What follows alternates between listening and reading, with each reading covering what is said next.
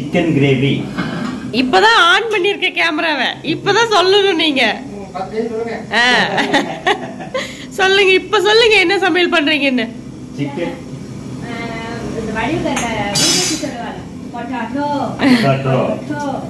Chicken gravy. Okay. அதுக்கு முதல் அடுப்பை பத்த வைக்க வேண்டும். அடுப்பை பத்த வைக்க வேண்டும். இவன் வேற பத்த வச்சு விட்டானே அடுப்பை. அங்க என்ன அரையுது? அங்க என்ன நடக்குது? சத்தம் வருது ஏதோ பின்னாடி. அதுக்கு பின்னாடி ஒரு சமையல் நடக்குது. இது என்ன சமையல்? ஆட்டுக்கால் பாயா. ஆட்டுக்கால் பாயா.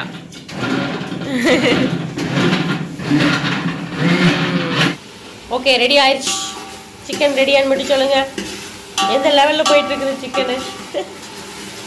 வெங்காயம் மிளகாய் எல்லாம் போட்டு தக்காளி பழம் எல்லாம் போட்டு வணங்கிட்டு இருக்குது. அடுத்தது சிக்கன் போடுவோம். புரோட்டா கடை. Parotta chicken gravy. முதன் முறையாக நாக்பூரில் புரோட்டா செய்யப்படுகிறது. புரோட்டா மாஸ்டர் யாருன்னா? மூர்த்தி. அவரா? போட்டுங்க. அது தண்ணி எச்சா ஊத்திட்டாலும் மாவு வேணும். கண்டிப்பா கொஞ்சம் இருந்தாதான் பிரச்சனை இல்லை. ஸோ வாங்க எல்லாரும் புரோட்டா சாப்பிடலாம். எங்கள் வீட்டில் நாங்கள் புரோட்டா ரெடி பண்ணுறோம். என்னோட ஜூஸ் எங்கீங்க கொடுங்க. நீங்கள் வாட்டில் ஜூஸ் போட்டிருக்கீங்க. சமையல் கட்டில் நீட்டாக இருக்கணும். நான் வீடியோ எடுக்கும் போது முலாம்பழம் ஜூஸ். நான் வந்து வேலை செஞ்சு டயர்ட் ஆகிட்டேன்னா அதான் ஜூஸ் குடிக்கிறேன். இந்த அக்கா தான் போட்டுவிட்டாங்க.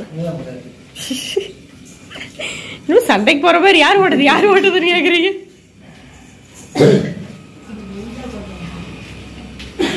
ஆனா நம்ம வீட்டுல அரைச்ச கறி மசாலா இருக்குது. குழம்பு என்ன போட்டுக்கோங்க. என்ன கொத்தமல்லி பொடி வந்து கிரேவி ஆகாது. சிக்கன் பொடி அதுக்கு போடுவீங்க? சிக்கன் ஆகிறக்கா?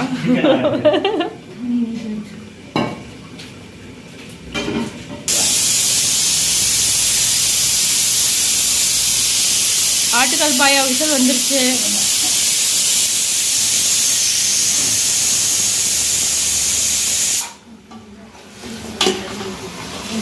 ரெண்டு கிலோ சிக்கன் கம்மியாக்குற மாதிரி இருக்கலன்னா? இல்ல ஒரு கோழிமா அப்படியே சுத்தம் பண்ணி அப்படியே வைக்கணும்.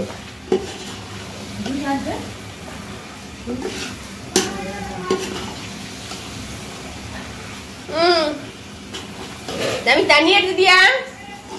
தம்பி கூட்டு போறீங்களா? காலையிலே பையன் பொக்குன்னு போயிடுச்சு.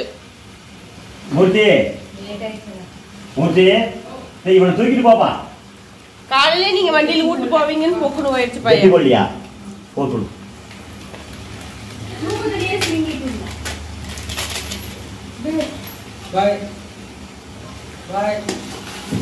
பேக்ல இடம் வந்தா பையனை உட்கார வச்சுக்கோங்க. டியூஷன் அப்படியே போயிட்டு வந்துருக்கு. பேக்லயே உட்காந்து படிச்சுட்டு வரட்டும்.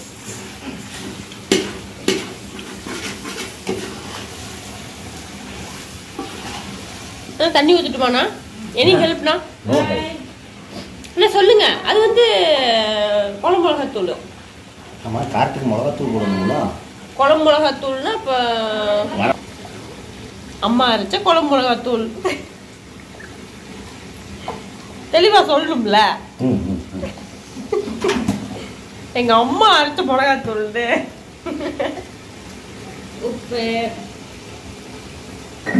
உப்பு பாக்கிட்டு வா எடுத்து போடணும்னா. உப்பு வாங்கி பொடி வாங்கி வாங்கன்னு சொன்னேன் ஊத்திக்கிட்டேன். சரிங்கன்னா மறந்துருப்பாரு. இல்ல நானும் மறந்துட்டீங்களா? சொன்னேன் நானு. எனக்கு தேவை முலாம்பழம், பொடிக்கு பாய்க்கணும், தக்காளி பழம், இதெல்லாம் நான் எனக்கு வேணும்ப்பா அப்படின்னு சொன்னேன். இப்போ போடாத மைதாமா வாங்குவாரு. சேர் போட்டு உட்காருங்க. உங்கள் கஷ்டமான வேலையை ஈஸியாக்குறது தான் எங்களோட வேலை. அப்ப நீங்க சொல்லுங்க. எங்களோட கஷ்டத்துக்கு உண்டான காரணமே நீங்க தான். நீங்க சொல்லணும். அப்பதான் கரெக்டா இருக்கும் டைமிங். கொஞ்சம் இல்ல நீங்க என்ன பண்ணீங்க?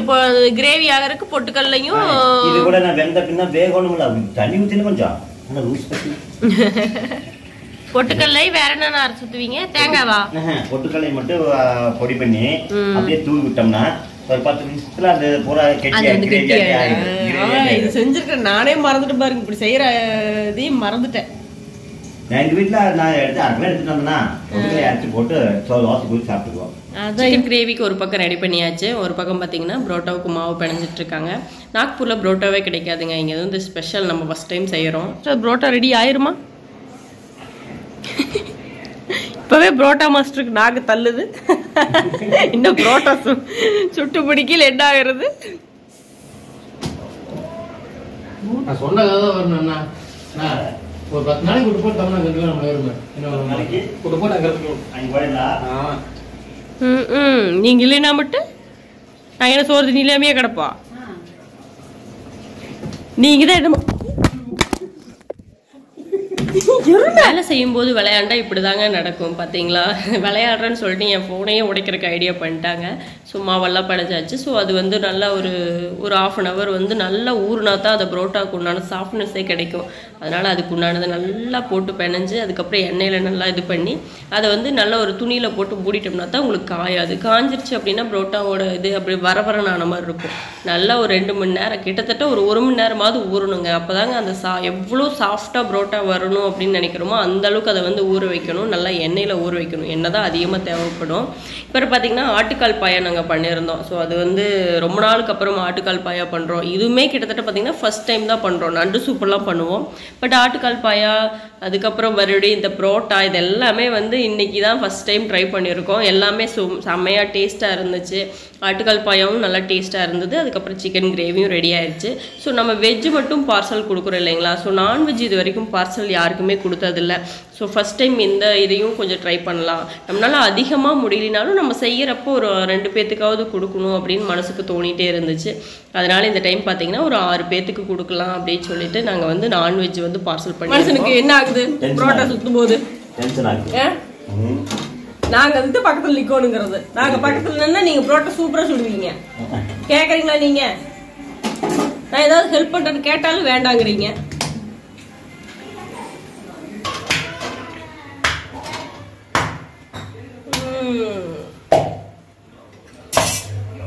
இப்போ பறக்குது பாருங்க புரோட்டா.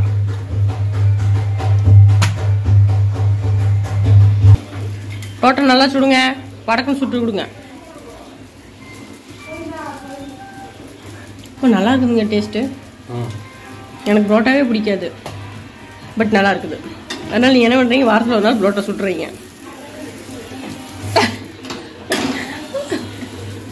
புரோட்டா ஃபஸ்ட் டைம் பண்ணுறதுனால பார்த்தீங்கன்னா எனக்கு வந்து புரோட்டாவே வந்து பிடிக்காதுங்க. நம்ம ஊரில் இருக்கும்போது நான் வந்து தோசை இது சாப்பிடணும் என்னமோ அந்த புரோட்டாவை கடையில் போய் இது வரைக்கும் நான் வந்து கேட்டு சாப்பிட்டதே கிடையாது. எப்போச்சும் ரொம்ப ரேர் ஏதாவது ஒரு டைமில் சாப்பிடக்கூடிய வேண்டிய சுச்சுவேஷன் வந்துச்சுன்னா சாப்பிடுவோம். ஏன் இது எனக்கு பிடிக்காம போச்சு அப்படின்னு சொன்னால் ஒரு காரணம் இருக்குது. ஏன்னா நம்ம கம்பெனியில் நைட் வேலை அப்படின்னம்னா நம்மளுக்கு வந்து கொடுக்குறது வந்து புரோட்டா தான் நைட் வாங்கி கொடுப்பாங்க. அதனாலேயே என்னமோ ஐயோ நைட்டு வேலைக்கு இதைத்தான் வாங்கி கொடுப்பாங்க அப்படின்னு மனசில் பதிகிறனால அதை சாப்பிட்றதுக்கு முன்னாடியே எனக்கு அது பிடிக்காது அப்படிங்கிற மாதிரி ஒரு மனசில் பதிஞ்சிருச்சு.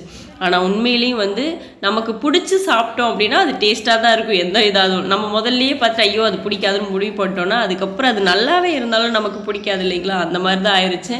ரொம்ப நாளுக்கு அப்புறம் இங்கே செய்யும்போது சரி ஓகே நம்மளுக்கு செய்ய நம்ம சுட அவங்க செஞ்சு போடும்போது அதை எடுத்து சாப்பிடும்போது ஒரு டேஸ்ட்டு நம்ம கொட்டும் இல்லைங்களா. அந்த மாதிரி வந்து அவங்க சுடவே எனக்கு வந்து ரொம்ப பிடிச்சது. அதை வந்து வேகமாக அந்த சூடாக எடுத்து நம்ம வந்து குருமாவே இல்லாமல் வெறும் புரோட்டாவை அப்படியே எடுத்து சாப்பிடுவோம் இல்லைங்களா. அந்த வடை சுடும் போதெல்லாம் கொஞ்சம் கொஞ்சமாக வாங்கி சாப்பிட்ற மாதிரி இதுவும் வந்து வெறும் புரோட்டாவே நாங்கள் 2 புரோட்டா சாப்பிட்டோம். நானும் தம்பியும் மாற்றி டேஸ்ட் பார்க்குறோம் நல்லா சுடுங்க எண்ணெய் ஊற்றி சுடுங்கன்னு சொல்லிட்டு 1000 குறை சொல்லிக்கிட்டே பக்கத்தில் நோண்டிகிட்டே இருந்தோம் அவங்கள. இருந்தாலும் விடலை, கடைசி வரைக்கும் அவங்களும் சவலிக்காமல் புரோட்டா போட்டாங்க. நாங்கள் ஃபைனலி எல்லா குறையும் சொல்லிவிட்டு புரோட்டா சூப்பராக இருக்குது அப்படின்னு சொல்லிட்டு ஒரு வெளுத்து வாங்கிட்டோங்க.